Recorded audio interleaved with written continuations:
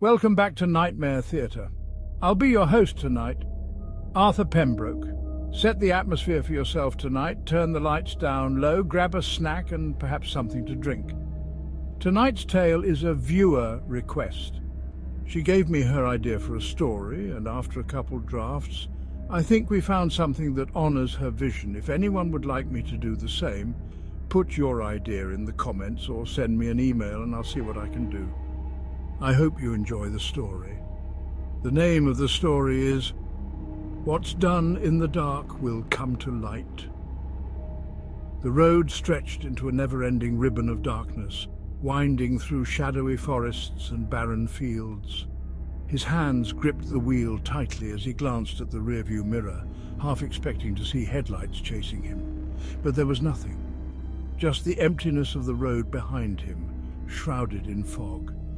He'd been driving for hours, days maybe, fleeing from the nameless cities and faceless people who could never know what he had done. He had to keep moving. The past clung to him like a second skin, a shadow that never left. The things he'd done, the faces of those who'd crossed his path, all of it haunted him. But it didn't matter now. He'd find somewhere to disappear, to start over, somewhere no one would find him. That's when he saw it. The village appeared out of nowhere, nestled in a valley between looming hills. The buildings were old, stone cottages with crumbling roofs, their windows dark and hollow. There were no signs to mark the place, no indication that anyone even knew it existed. It was perfect. He pulled into the village, his tires crunching over the gravel road. The fog was thick, curling around the buildings like something alive, pressing against the car windows.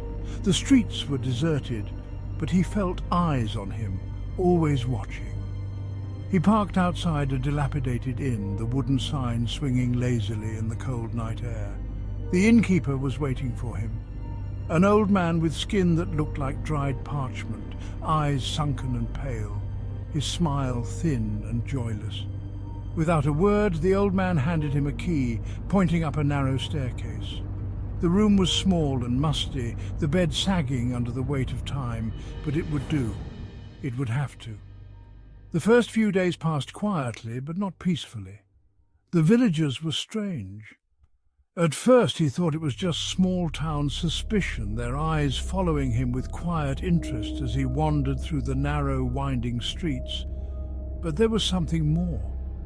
Something in the way they stared, too long and too hard, their faces blank and eyes dull like dead fish.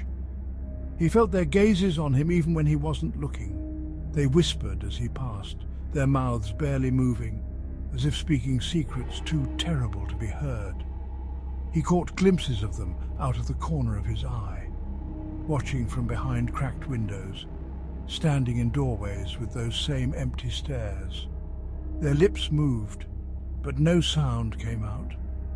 Sometimes, in the dead of night, he would wake to the sound of footsteps outside his room, soft but deliberate, pacing back and forth. He tried to ignore it, tried to tell himself it was all in his head.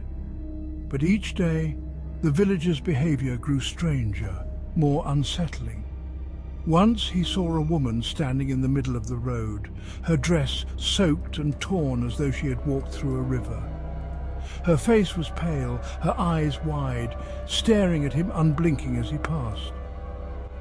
He had tried to speak to her, ask if she needed help, but she said nothing, only stared at him with a look of profound sadness that chilled him to his core. Another night, he awoke to find a child standing at the foot of his bed. A small boy, no older than 6 or 7, dressed in old-fashioned clothes that looked like they belonged to another century. The boy didn't speak, didn't move. He just stood there, staring at him with eyes too large, too black. The man blinked, and the boy was gone, as if he had never been there. But the imprint of small, muddy footprints remained on the floorboards leading to the window, which was locked from the inside.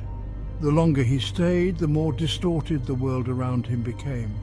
The villagers, there was something wrong with them. They moved like shadows, their eyes glassy and vacant. The whispers in the streets grew louder, like hissing voices carried on the wind, speaking words in a language he couldn't understand. Sometimes he'd catch glimpses of them in places they shouldn't be, watching him from the mirror as he shaved, reflected in windows they couldn't possibly stand outside of. One evening, as he was getting ready for bed, he heard some commotion outside his bedroom window. Peeking behind his curtain, he saw the villagers were gathered in the square, as they often did, but this time their murmurs were louder, almost rhythmic. Their eyes, usually dead and hollow, seemed to gleam with a strange light, as though something had awakened within them. A woman standing at the center of the group slowly turned to face him, her mouth twisting into a smile that didn't reach her eyes. The others followed suit, their gazes locking on him in eerie unison. For a long, breathless moment, they all just stared. No words, no movement, just the weight of their collective gaze pressing down on him like a suffocating blanket. The feeling in his chest shifted from unease to terror. He wasn't just being watched, he was being marked. He knew he had to leave. The next morning he packed his things, intending to leave the village for good. But the road was gone. Where the winding path out of town had been, there was only an impenetrable forest, trees gnarled and twisted, their branches reaching out like clawed hands. He tried to walk through it, but no matter how far he went, the village always loomed back into view, standing there like a malevolent presence waiting for him. It didn't make sense. None of this made sense. That night, as he lay in bed, the whispers became screams, low, guttural wails that rose from the streets like 100 voices crying out in torment. He bolted upright, heart pounding, and looked out the window.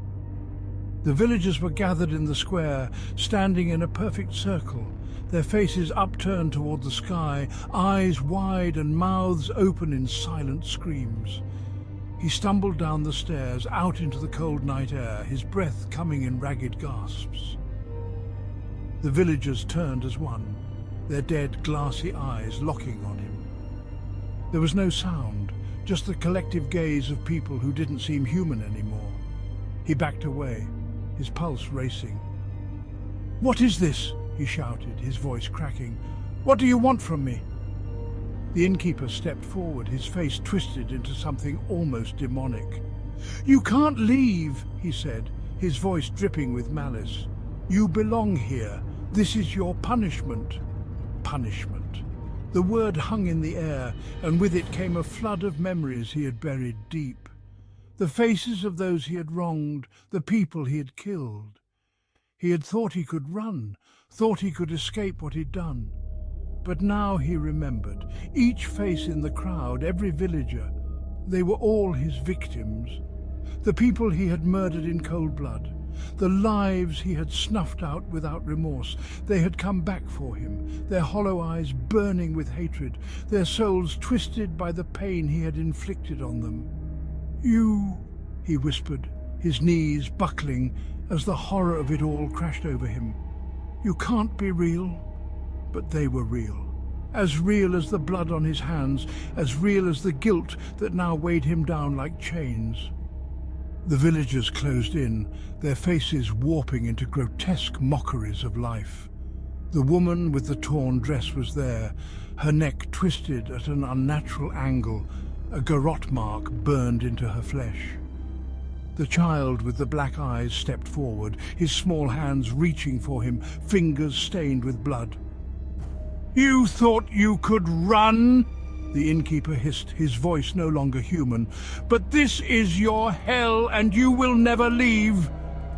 He tried to run, but the villagers were everywhere now, their cold hands grabbing at him, pulling him down. The screams of his victims echoed in his ears, their eyes filled with the fury of the dead. This wasn't a village. This was hell, his hell, and there was no escape.